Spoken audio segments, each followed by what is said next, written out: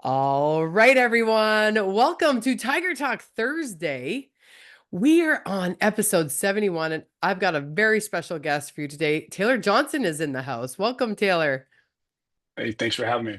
Yeah, super excited to dive into Taylor's life story, learnings, and dispense some amazing nuggets on our listeners. So I'm your host, Janine Charron. We started this series, Life After Sports, after losing a couple friends who had a really tough time transitioning. But what it has opened up is this amazing world of athletes, peak performance mindset, and conversations around just being a normal human being that and we've all experienced highs and lows. A little bit about our guest Taylor, a former NFL performance coach. He began his career as a strength and conditioning coach in D1 Power 5 schools, ultimately leading him to the NFL and the San Francisco 49ers. During his NFL tenure, he managed strength and conditioning, nutrition, and rehabilitation while also overseeing their sports science initiatives to monitor and enhance athletic performance and recovery. Following his curiosity to develop elite cognitive performance, Taylor transitioned into the realm of esports, something that I actually had never heard of until we met. He became the VP of performance at Infinite Esports and Entertainment, where he built player and coach development programs for professional teams and academies. He coached some of the world's best gamers on teams such as OpTic Gaming, Evil Geniuses, and Astralis. In addition to coaching, Taylor helped lead teams pioneering software and research studies for cognitive athletes at AIM Labs. Blending neuroscience and gaming technology led to the creation of one of the largest esports training platforms in the world. Now, Taylor partners with industry leaders to give them a competitive advantage by adopting a holistic approach to their individual and team performance. He integrates transformational coaching, cognitive and physical strategies, leadership development, and systems thinking to optimize performance and longevity. Welcome. Well, That's quite the well done. resume. Thanks. I know I had your short bio, but I felt like your longer bio really, you deserve the credit for everything that you've done. Given that Thank we you. have a lot of athletes that come on here, let's just go back to give us a brief intro into your life as an athlete in Taylor growing up. Yeah, for me, it started in high school. It Okay. was playing football, American football in high school, and just obsessing over how to get bigger, stronger, faster. And Mm. so that was pretty much where I spent a lot of my time. Probably could have spent more time on my academics, but spent a lot of time just on training and really understanding, trying to learn the mechanics behind like what makes a better athlete.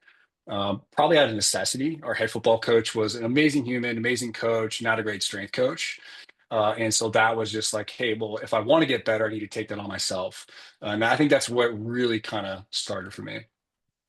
Yeah, and curiosity is a through line in your journey through life, which I really want to encourage our listeners as something to adopt because it can transform your journey through life just in enjoyment and fulfillment. So I love that. Yeah. Now, what hooked me obviously was in your bio, it says former NHL, or sorry, NHL, I'm a hockey player, NFL performance coach. But what's fascinating to me about you, Taylor, is the more I dug into you and your journey, you're a fascinating individual. Your ability to be curious, dig into the research, follow those internal nudges, create networks for yourself and open doors. That's what I would really love to dig into because I feel like it's such great information for our listeners. So, talk to us about getting to the NFL as a performance coach and your journey there. Yeah, it was an interesting path. I think if you were to kind of like 50,000 foot view, it may look linear, but if you were to zoom in, it was nothing even close to that. It really started, my curiosity around the performance was really in high school, but it really came online hardcore when I was 20. So I left the country, moved overseas to go train and fight professional kickboxing in Thailand.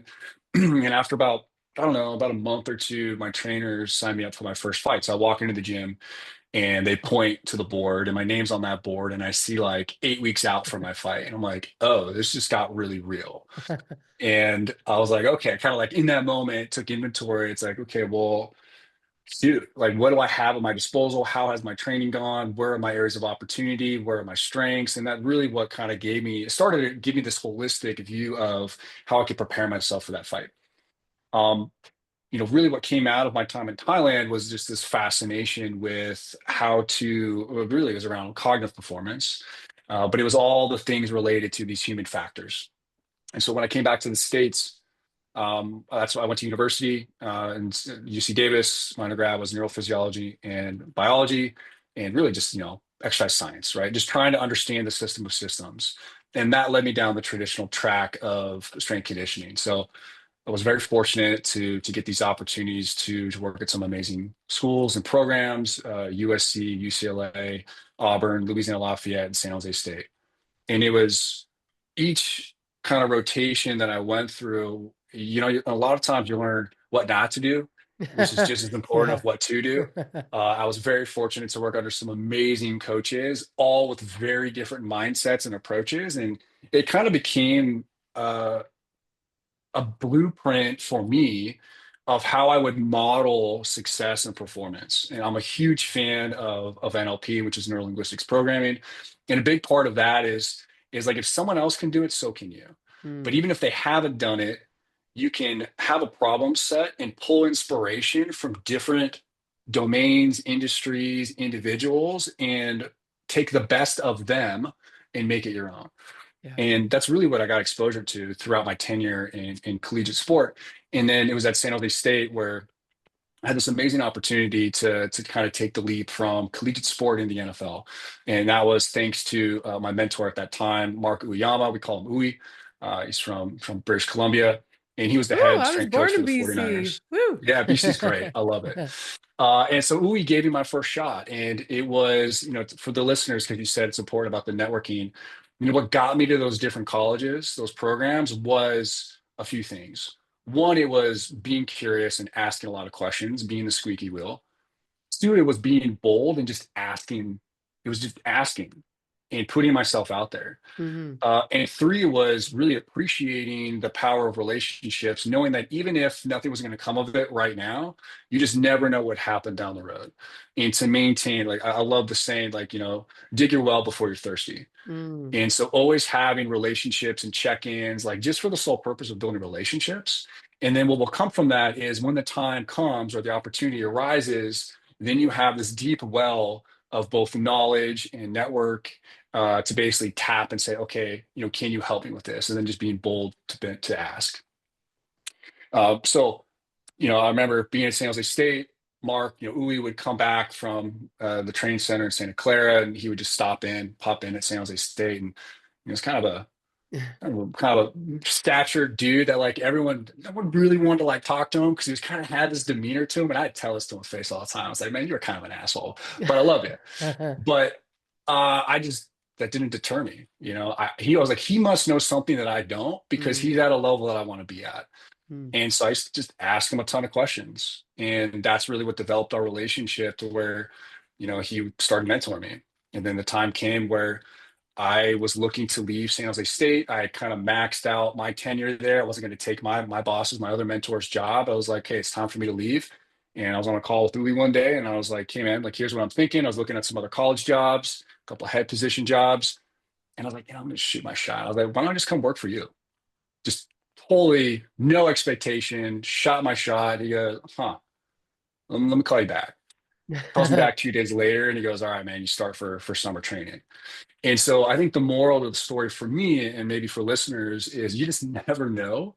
No. So you might as well ask. Like it never hurts to ask as long as it's coming from a place of respect. So that's what got me to the NFL. Well, I think there's a piece of the puzzle that I heard on an interview where you created your own internship that led to this too. Like, didn't you go in and say, Yeah, so "Hey, that's I'm your new intern," and they were like, "We yeah, don't that have an was intern." actually that was my first. Yeah, that was. I mean, I did that a few times actually, but yeah, my first gig at UC Davis. I was sitting in my first exercise physiology class 101 with Dr. Shafrath, who rocked my world. That very first class, and that's what made me kind of pull away from psychology, like getting my undergrad in psychology, my major in psychology to minor, and then doing my major in the exercise physiology stuff. And I left that class and went straight to the collegiate weight room and walked in there and introduced myself to the head strength coach. And he goes, Love "Who this. are you?" I'm like, "I'm your next intern." He goes, "We don't have interns." I'm like, "You do now. I'll show up tomorrow." And he was like, "What?" Okay, Yeah. okay.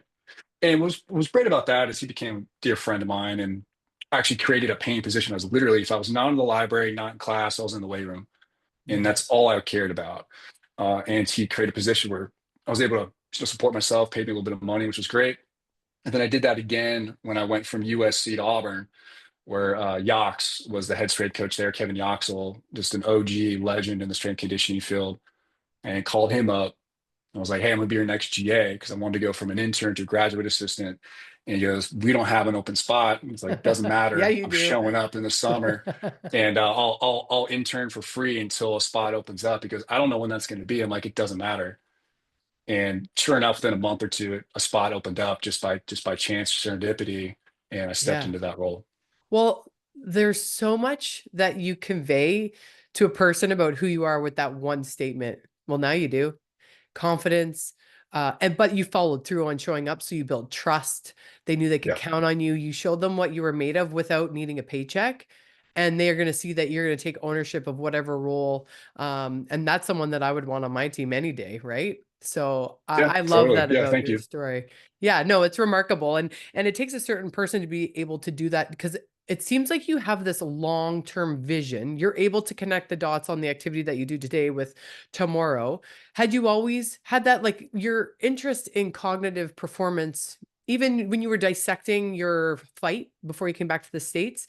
You talk about what are my, you're trying to be aware of like, okay, what am I good at? Where are my weaknesses? When did you start to nurture and cultivate that along your journey as an athlete? Yeah, good question. Like, was there a I time when think you for just got me, blown away and you're like, oh gosh, I got to take a look in the mirror?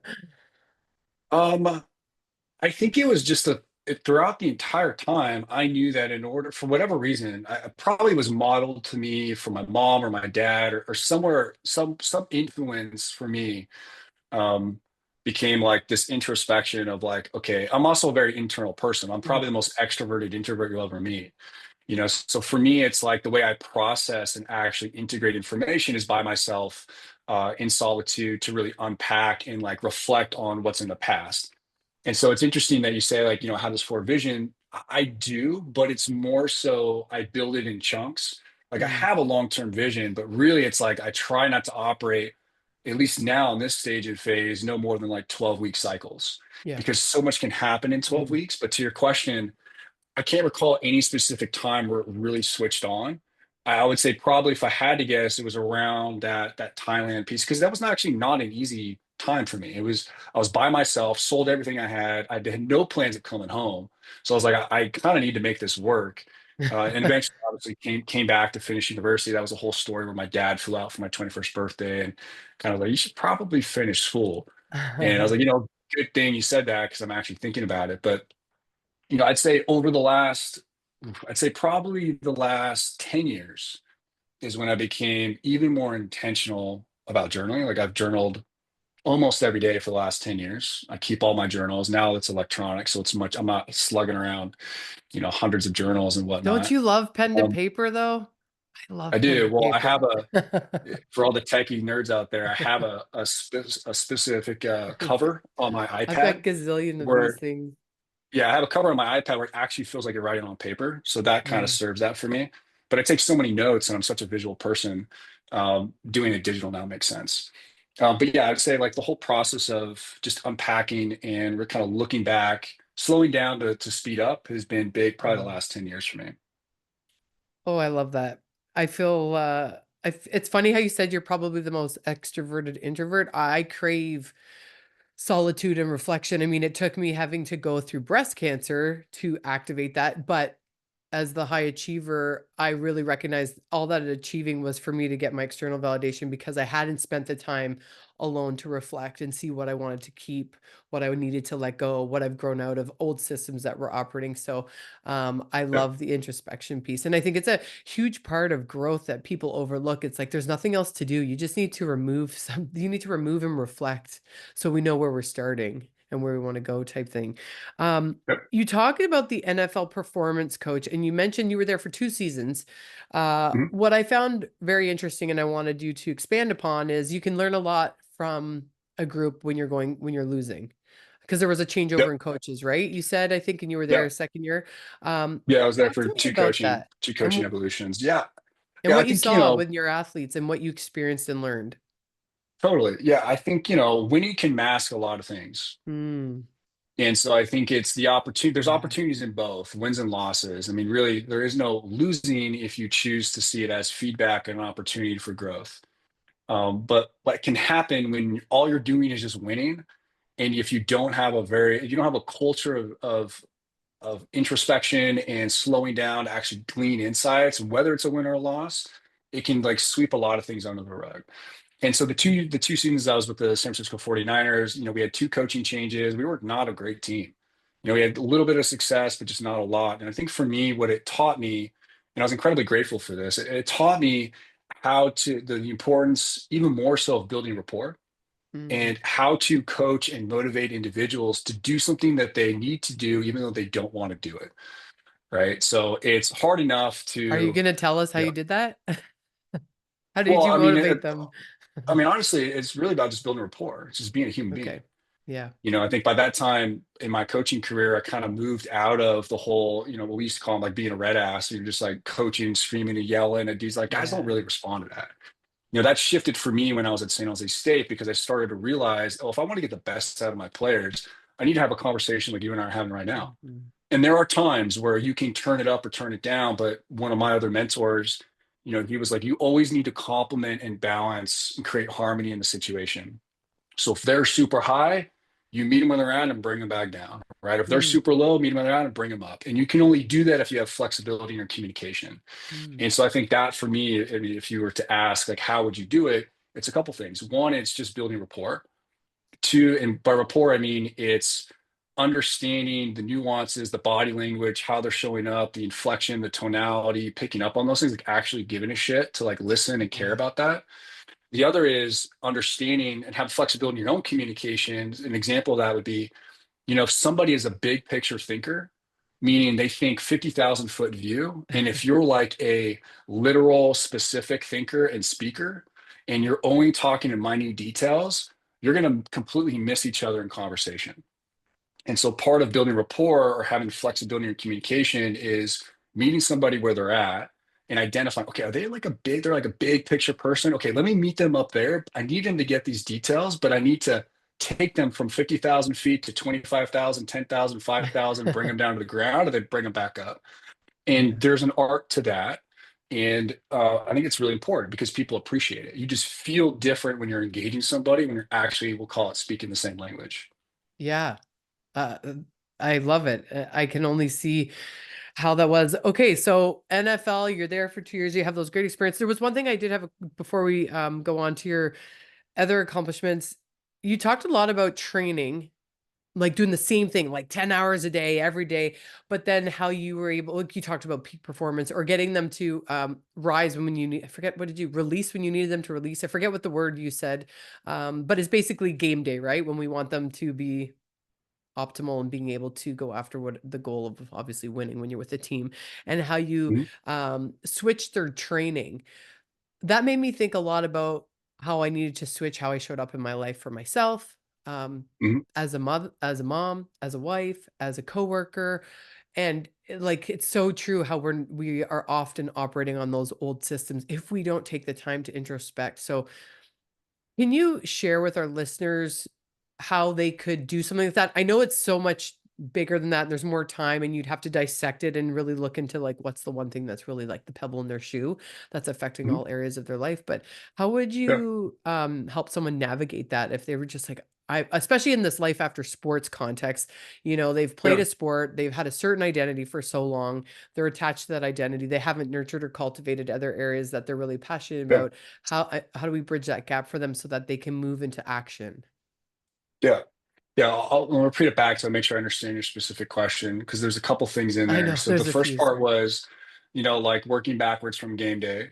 There's that bit, but then there's like, the transition piece, or like how do you help somebody restructure maybe their identity as they transition from, let's say, being an athlete into, civilian life or something else. Is that Yeah.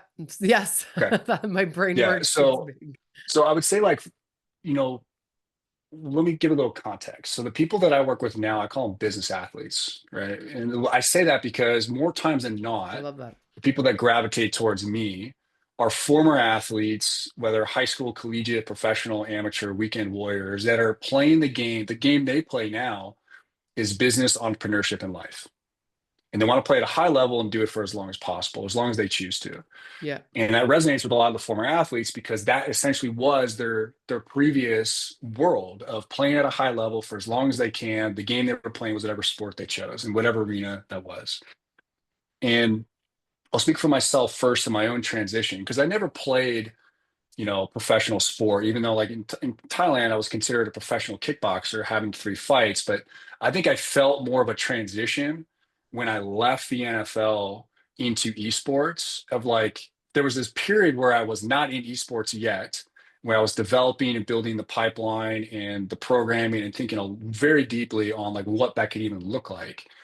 And then like hanging my hat of being an NFL coach. So people would be like, well, what do you do? I'm like, well, I used to be that, but I'm in this liminal space of like, I don't know what I'm becoming, but I have some idea of what that'll be like. And it was challenging.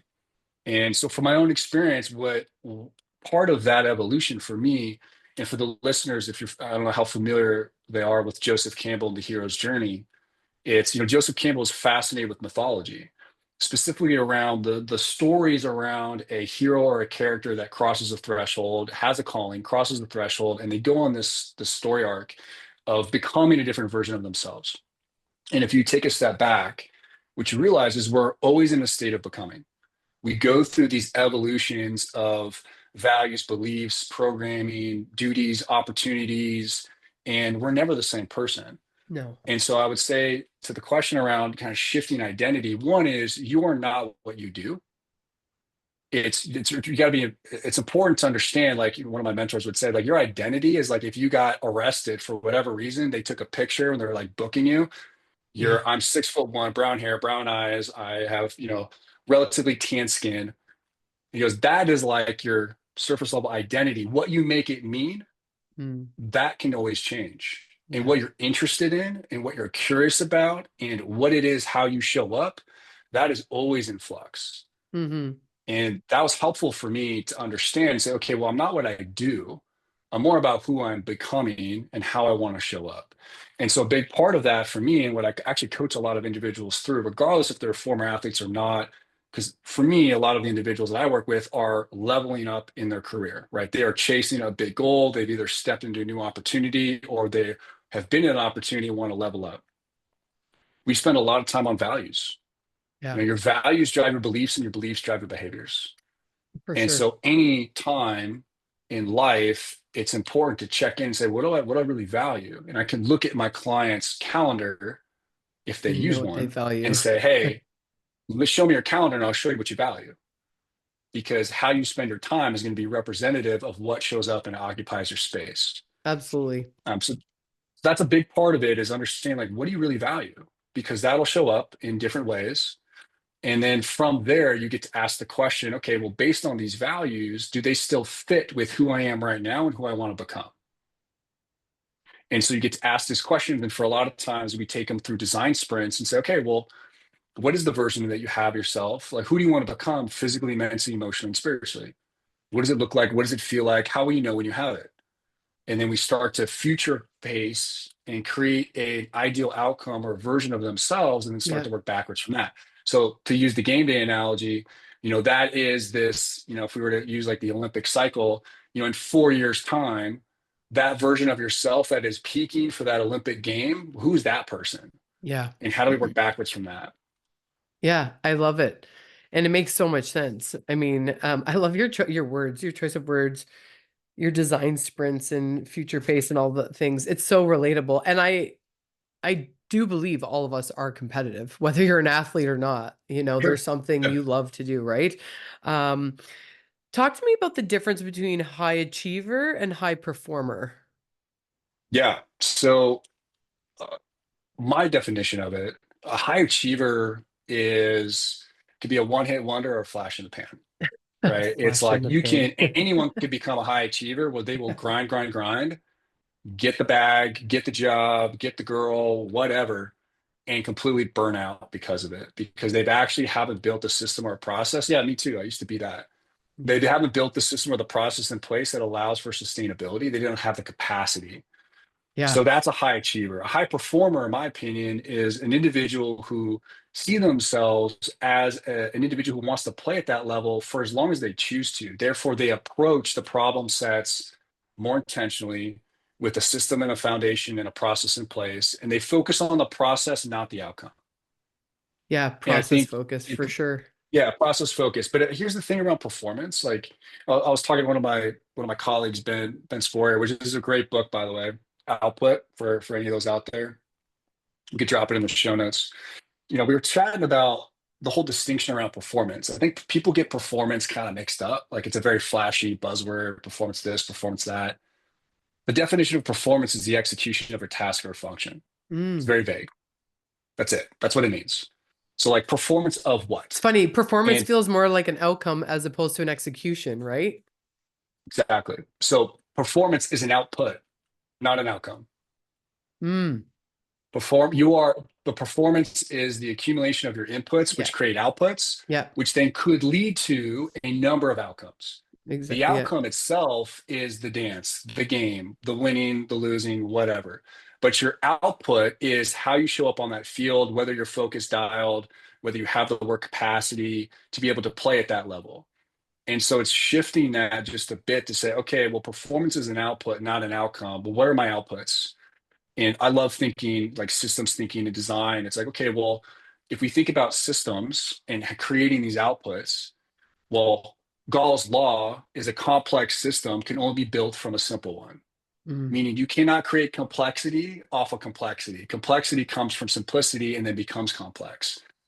And so it's taking like all the mess that people kind of create for their Yeah. whole performance programs or life, whatever it is, and trying to break things apart and then bring it back together in a more cohesive, smooth way. Yeah. I mean, this resonates with me 1,000% just from my own experience of athlete, then divorce, bankruptcy, breast cancer, and that high achiever always showed up when I needed to fill my bucket because it was the only way I knew how. External validation. Everyone would praise me. Oh, you did a marathon. Oh, you lost 30 pounds and won first place. Yeah, but I did it once and never did it again. Like I knew what to Mm, bucket to pull from. But then when I went through breast cancer, that was when I got the real who are you really, because mm, you couldn't use your tricks of your athletic background wasn't going to save this one. And I think of it as a blessing, but that awareness and that season of silence transformed me in ways I never thought possible. So yeah, I love that you're speaking right to me. Um, Curiosity, it comes out in everything that you do. When somebody is going, again, I think back to, a lot of these conversations on life after sports, whether it be by choice, life happens, retirement, or some unforeseen circumstance that forces you to hang up the jersey. How do we get a disengaged, unmotivated or uninspired because they haven't taken that time? How do we help them?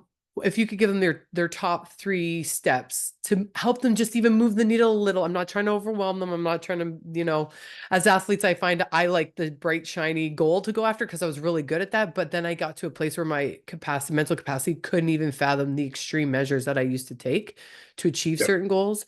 So how do we help someone who's come from that competitive background, loss of identity, move in a way that they can start to get a couple wins in their life so that the smaller win can yeah, become the bigger win? yeah. Love it. So there's a couple things to kind of pre-frame.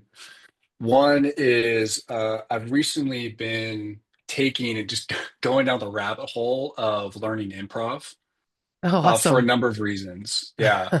The first reason was just like back to your curiosity question around like, well, what is this actually about? But the more I go into it and the more I learn, there's so many life lessons. And the biggest one is curiosity, like and presence. You have to be present in order to understand what is actually how the scene is unfolding. But there's a thing in improv where they talk about offers. Everything's an offer. Mm. So someone can offer, and what that means is like, let's say you and I are creating a scene, which is actually what we're doing right now. We're creating a scene. We're having a dialogue back and forth. An offer is you ask me a question and I can either accept that offer and respond. I can deny that offer or I can subvert that offer. Right. So I think that is a frame of saying, look, everything is an opportunity. Mm. And if you can have the presence or have some awareness, the same awareness that you used to bring to your sport in the capacity of being present on game day, in the moment, in that flow state, and find ways to open that aperture, say, okay, well, what's available to me? How can I see this as an opportunity? And how might I see everything as an offer to then iterate? Because the reality is we're all improvising all Yeah. day, every day, Yep. right? Even in the games that they played, even in the fights that I had, it was all improv. That doesn't discount the preparation, No. but in the moment, everyone is improvising. So that's the first piece. The second piece is um, thinking about reframes. And in Mm. psychology, a reframe is essentially changing the perspective enough to give you an opening. Many times it's just to kind of give you some space to then choose your response. It's like Viktor Frankl, the space between stimulus and response is the opportunity to choose your response, and that is true freedom. Yeah. And there is a And so space to part pattern interrupt for sure. There is. Totally. There is definitely. But part of that, there's three reframes that we use in my work, and really this was inspired to me by the work I do with Liminal Collective across different groups of people. The first one is it a challenge or a threat? So can you choose to see things as a challenge versus a threat? And by the very nature of seeing it as a challenge, and oftentimes athletes get this, they're like, okay, I'm going to lean in, Mm. dig in, lean in, reset. That's a great reframe to try on as an athlete in transition to say, okay, what's the next challenge? Yeah. Even if it's like, for those who are going through hard times, the next challenge could be like, okay, just getting up the next day to go do one thing, Mm. maybe to go for a walk, go for a run, whatever it is, something that can move them, give them forward momentum. So can I see it as a challenge and not a threat? The second is, can I assess and not assume? I like Far that. too often, I think 99% of most of our problems are due to terrible communication. Yeah. And part Yep. of the terrible communication is these assumptions that we make with the limited information that we have. Because here's the deal. Um, at any given time, we're bombarded with like 2 million bits of information. Yeah. Okay. Mihai did this whole research study. He said, we're bombarded with like, the numbers don't really matter so much. It's probably a lot more than that, but 2 million bits of information unconsciously. Crazy. Consciously, we're only able to process and grab about 126 bits. Really, it's like 7 plus or minus 2.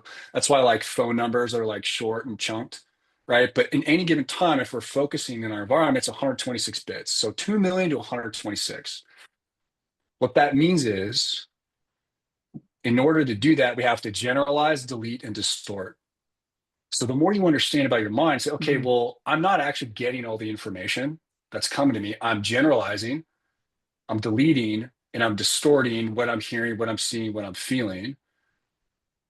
Then that opens up an opportunity to say, well, let me ask one more question. Let me just get a little bit more clarity. Yeah. So that's the assess versus assume, which is really important, especially I think for athletes, Yeah. where maybe they're in this transition where so much was done and thought for them in the Mm. sense of like, hey, you show up at the facility, you do practice, you do film, you eat, you Everything. practice some more, you leave.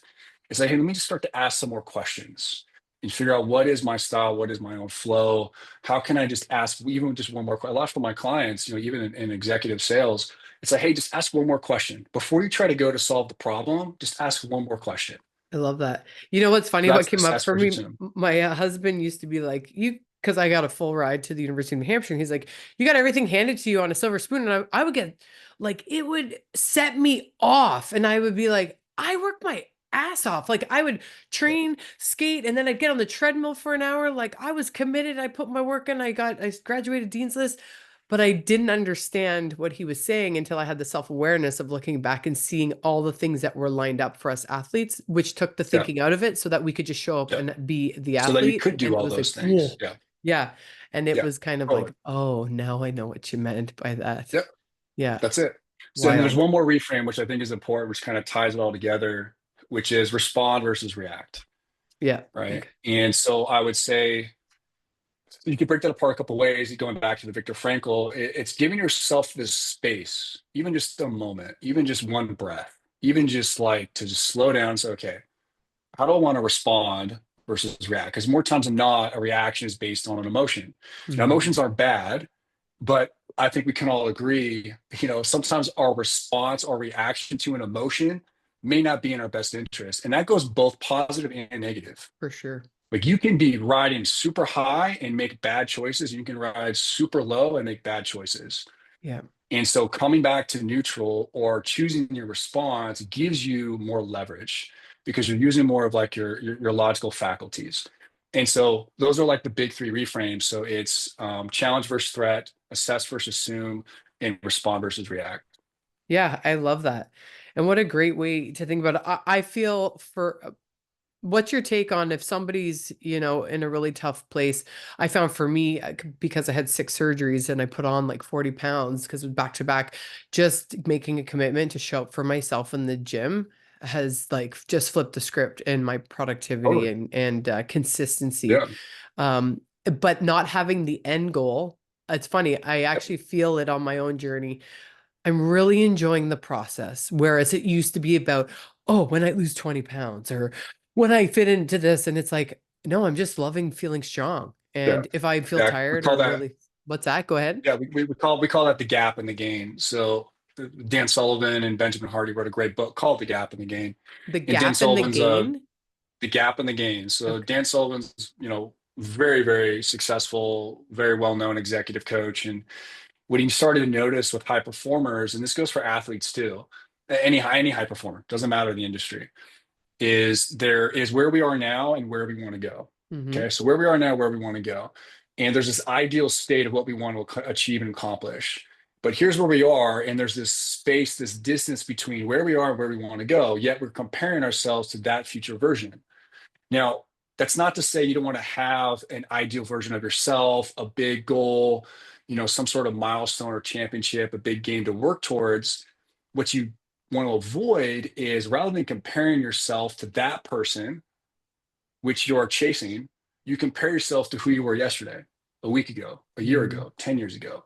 Because when you compare yourself to that future state, you get caught in that space between, and that is the gap, Yeah. which often leads to negativity, thought looping.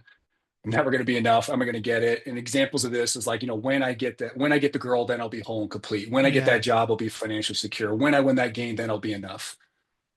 Right. And that's a slippery slope. It's the wrong game to play. A Yeah. better game to play is, well, okay, yes, I have this goal of who I want to be, who I want to become, what I want to accomplish, but who was I yesterday? Who was I the day before, 2 weeks ago, a year ago, whatever? That gives you a better measuring stick because really one of the questions I always ask my clients is like, whose standards are you measuring yourself by? And what are Yeah. they? And a lot of times it's an external standard that was either forced upon them or chosen just given the circumstances and environment Yeah. versus their own internal standards of how they want to show up for themselves. And the only way you can do that is when you start to level set and say, well, my standard is an example is I want to be better than who I was yesterday, Mm-hmm. that 1% gain. That's a much more fun and enjoyable game to play because now you're just competing with yourself. Yeah, and it's easily digestible, right? It's not doesn't feel like this big, hairy, audacious goal that it's like, oh, I don't have that same fight in me like I did when I was 20 versus, it seems much more. No, I love that. I want to get that book, Gap and the Gain by Dan Sullivan. Yep. That's what you said. Yep. Dan Sullivan and Benjamin Hardy. Okay. And what when have you experienced in your own journey, um, Taylor, where because you're so positive, your perspective, you're willing to be an introvert and dissect or introspect, I should say, and reflect and you seem like you're able to put yourself in those situations and try new things. But I'm sure there's been a moment where you've had a struggle that you felt like, oh my gosh, I know all this, but I'm still going through that. Can you maybe just share some of your own personal experiences so that people know, like, you can know this information and it still is hard to apply if you don't have the right tool set? I get that, but I'm sure you've experienced something in your Totally. life. Yeah, totally. There's been many times, many times. I mean, I think the thing I'll kind of frame up the punchline in all of it is nobody has it figured out. Yeah. That's why I like have fallen in love with improv because nobody knows. Like they call it baking. Like if you're baking your own idea to drop into the scene, you're not even in the scene at that Yeah. point. you know? So no one has it all figured out. And it's not about how can I accomplish this thing, it's who can help me, because it's really about community. And so Mm, here's some examples for that. So, I remember this was 5 years ago, and I was in a relationship, and I was living up in Dallas, and the relationship just completely blew up, right? This was the time where I was still a high achiever. I hadn't broken that kind of frame around who I was and who I needed to be, first and foremost for myself. And so I was working in the startups, and it was actually more than 5 years ago, but it was working in the startups, and I was just, we were going to get engaged. So I'm like, oh, what I need to do as a man is work even harder to make more money to then build a foundation for our family. Now, all that is great. Just the way I went about it was not great. And I completely shut out my partner at that time and just doubled down. I was stressed out and just completely burnt myself out. And mm, she ended up leaving me, and rightfully so. And what I learned in that moment was, oh shit, I don't have it figured out. What I thought was the path, what I thought was the right way is not. And it completely devastated me, really. And in that moment, I was like, oh, by myself. And COVID happened, right? So this was 5 years ago. So COVID happened, lockdown, living in the house that we were living in. She went back home. She was actually from BC. And I'm just locked down in our house with all of her stuff still in the house. Just wow, yeah. terrible. And even though I had developed the mindsets and some tools at that time, that was the biggest opportunity for me to refactor who I wanted to become, first and foremost for myself. Like it was one of those shift moments of, okay, I have a couple of different paths to take. All of the other paths, other than this one, are not going to look too good. And fortunately for me, thank God, I chose the path of, okay, let me actually use this time to reconstruct who I am. You talk about rebuilding identity and purpose, and all of that came out of that. But a big part of that was asking, well, who can help me? Mm, Because I knew I couldn't do it on my own. I only had so many faculties and resources. Plus, I realized I had so many blind spots. yeah. Like I had the blinders on. I had to slowly open my aperture, and only part of that was because I started to reach out and ask for help and ask for support. So I would say for those who are going through that transition in those dark times, it's not about how you can figure it out. It's who can help you, Mm, and reach out, ask for support. And it's not. I don't say you owe it to yourself, but you do yourself such a service to be selfish and to go inside and to ask those questions, because on the other side of that is a much deeper sense of self-awareness. And I've said it throughout my career, self-awareness is what drives performance. The more you mm, know about yourself and what lights you up and how you operate, we're not born with a user manual. We're literally writing that shit as we go. So exactly. the more you can take the time to learn that about yourself, just the greater the returns you'll have. Yeah, I love that. And a simple self-awareness exercise, would you not say, is journaling daily? Just to Sure. talk to that. I mean, Journaling. the voice we hear in our head all the time is the one that we hear the most. Yep. Um, what do you when you journal? Because you said you've done it for the last 10 years. What are your Yep. go-to techniques for journaling? Because I too agree and feel that I've gotten so much from it, but I always hear from people, I don't have time for that, or I don't know what to say, or I don't know what to start. And sure, there's journal prompts online, but if somebody was like, you know what, I want to introspect, but I don't know how, other than it seems simple, grab a book and a pen, but then they look at the page and there's nothing coming out. What advice would you give someone for that?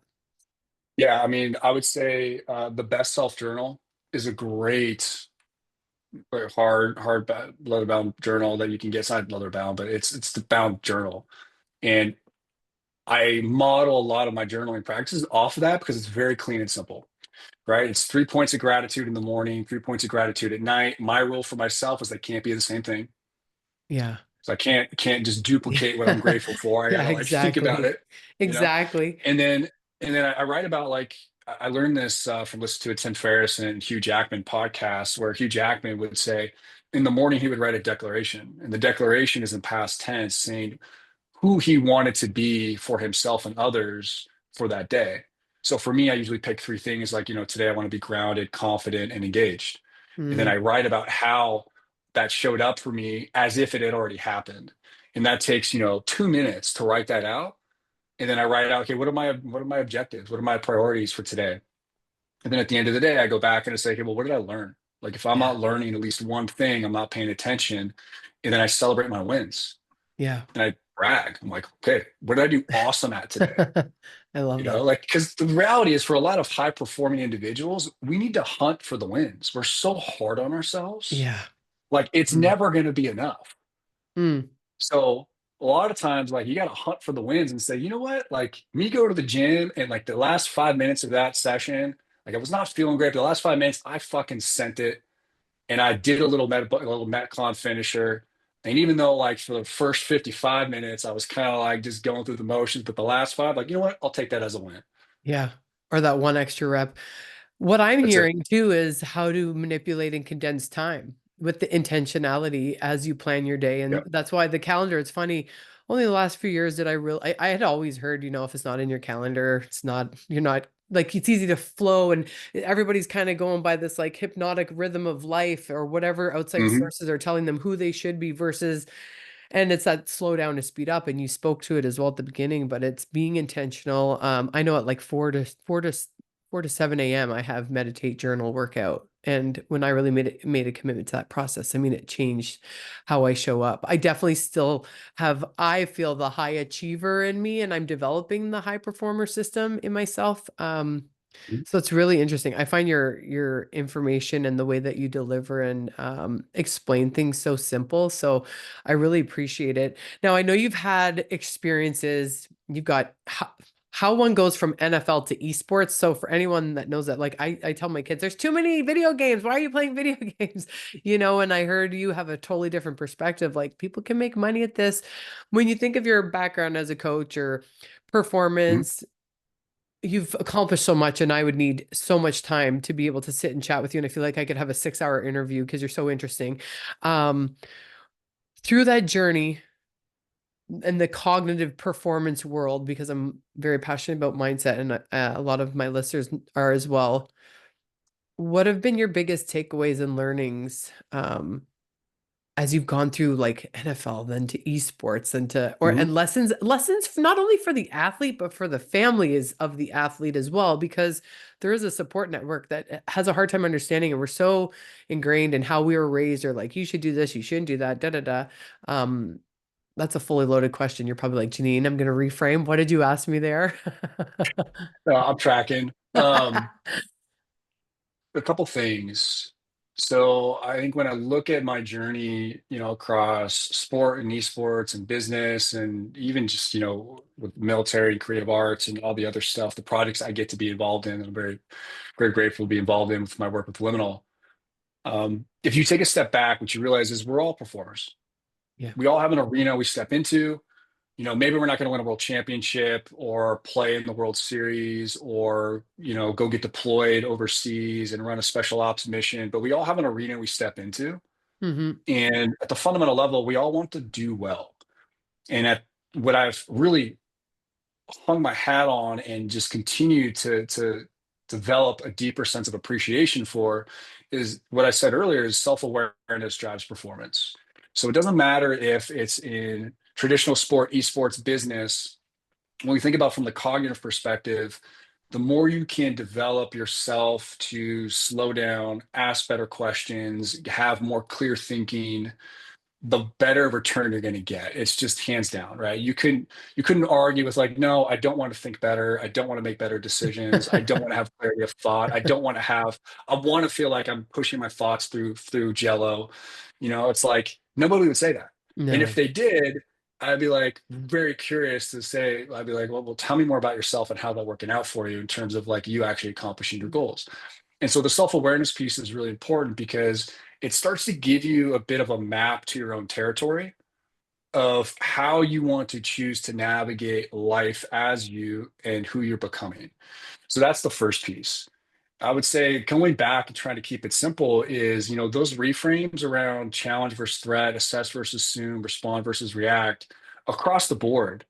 Those are fantastic cognitive tools that you can Hmm. develop, and how you go about developing those and deploying them could be a little bit different. It's context and individual specific, but just thinking about that from the sense of we're given it's either an opportunity or a challenge every single day, right? It's like how we choose to respond to that is really up to us. And I'd say one of the biggest things I really appreciated going from specifically the NFL to esports is you just major in the majors. And that is, eat a little bit better, move a little bit more, drink a little bit more water, get a little bit more sleep. That's really it. Yeah. For as much as we were doing advanced stuff with our esport players on the cognitive side, we first had to raise their baseline or just reestablish their baseline just by getting them to drink a little bit more water, get a little bit more sleep. Like I'll share the story because I think it's relevant. Because I think most people, when they think of professional video gamers, they think of some kid in my mom's basement crushing Mountain Dews. Yeah. And like, sure, that is true to some extent, but it's not everybody, especially at the pro level. But I did have a player come to me and goes, Coach, I am not sleeping, and it's starting to impact game day. I'm starting to get the jitters, and I'm just like, I'm getting caught in these loops. I'm like, well, talk to me about it, man. So sleep. Okay, so sleep. Are you having trouble falling asleep, staying asleep? He's like, both. All right, well, okay, so sleep is at one point in your day, but what happens before that? Like, what is leading up to sleep?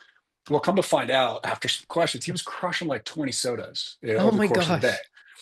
And I was like, do you think that might be a problem? He goes, now that I didn't realize, but I think it might be a problem. I'm like, okay, well, rather than just cold turkey, how about we just drink like, I don't know, 15 sodas? Did we do that? He goes, I think I could do that. I'm like, all right, well, try that for like 2 weeks and let's just see what happens. Like shoots me a text 3 days later. He's like, Coach, I went all in. I'm down to 10 sodas. I'm like, hey man, all right, good. Just like let it rip, just see what happens. Next week, text me. He goes like, all right, off soda, sleeping better. Holy shit. They call it cracked out. Like, I am cracked out now in games, just totally dialed in. I'm like, love it. And all that was just changing one variable. And I say that because it's not his fault. He only knew what he knew. He was a product of his environment, and he was kind of doing what others were doing around him, and he just didn't know any better. And so I think having appreciation for who you are in this moment, the environment that you had leading up to this moment, and then say, okay, well, what is working and what's not? And if I were to make just one change, what would that one change be? And let me just Mm, roll with that for 2 to 4 weeks before I start changing everything else. Because it's like the classic golfer that wants to redo his swing or wants to play better golf. So he redoes his swing, gets new cleats, gets some new outfits, starts chugging some different energy drinks, changes his gloves, changes his grips. Well, what made him better? Who knows? yeah. So it's like take one thing at a time. So how long would you have to work with someone before? I mean, I know some of those results would be quick because I mean, if you have 10 pop versus one, you're going to feel a definite drastic change in sugar, right? Yep. Um, and is that kind of your process? Like you just peel back the layers one by one as you get deeper and deeper into change, or have you had some crazy rapid transformations that seem like it just was like that? Yeah, I mean, the answer is yes to all of it. I'm pretty methodical about how I take somebody through a process. And now this is different now what I do, the population I work with compared to my esport players, but I'll talk about what I do now because it's probably more relevant. Um, I have a whole process where the whole slowing down to speed up is a 2 hour conversation built on the inspiration from Joseph Campbell's Hero's Journey. So we're looking at different stages and phases and evolutions to look at values, beliefs, behaviors, activities, wins, decisions. We're really trying to understand and get all the raw materials. I call it my winning formula. Like, what is your winning formula that has gotten to where Mm, you are now? And the question we ask is, well, what's working still and what's no longer serving you? What needs to yeah. change? And more times than not, one of the biggest things that needs to change is their mindset or how they're viewing themselves and how they want to show up. Okay, great. Then I roll them into what's called a breakthrough session, which is built on NLP, mental emotional release. And essentially, what that is, it's just a series of conversations that are massive reframes. So we're taking all the negative emotions, limiting beliefs that someone may have about themselves. We're looking at presenting problems. So how does that actually show up for you? Yeah. And we're getting down like, what is that root problem? What is that one belief in yourself about you that creates this scaffolding for all this other shit? Yeah. And if you were to imagine a Jenga, and this is not how you play Jenga, but just play along with me for a second.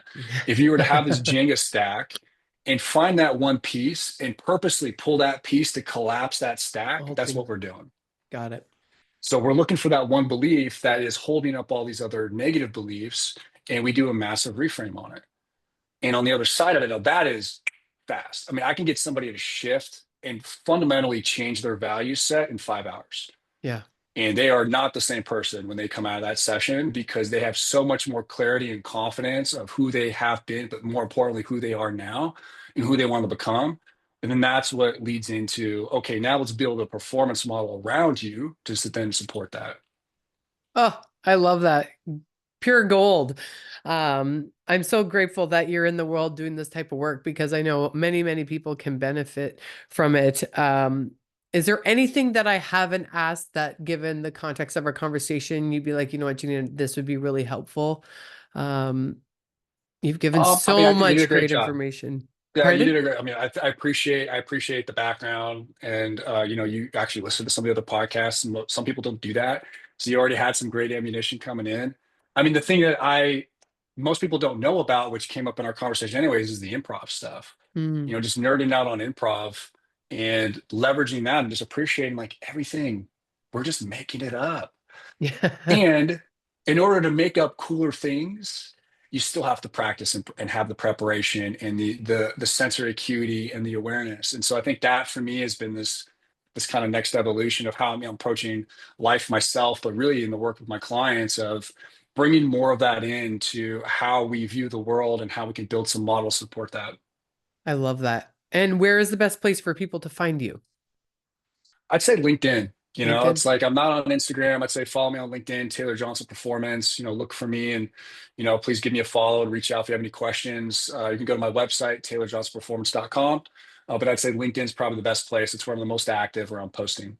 Well, your content's phenomenal. Thank you for saying yes to my invite. I, like you, this is episode 71, transitioning to life after sports. And I mean, it was some of the athletes, like Donovan Bailey, it took me a year of reaching out to him before he said yes. So that power of just showing up and asking and like you say, shooting your shot. You've got so many amazing nuggets. So I'm so grateful to have you in the lineup and add you to contribute to this very important conversation that's near and dear to my heart. So thank you very much, Taylor. Thank you. Thanks for what you do. Episode 71, everyone, transitioning to life after sports with Taylor Johnston. Thank you.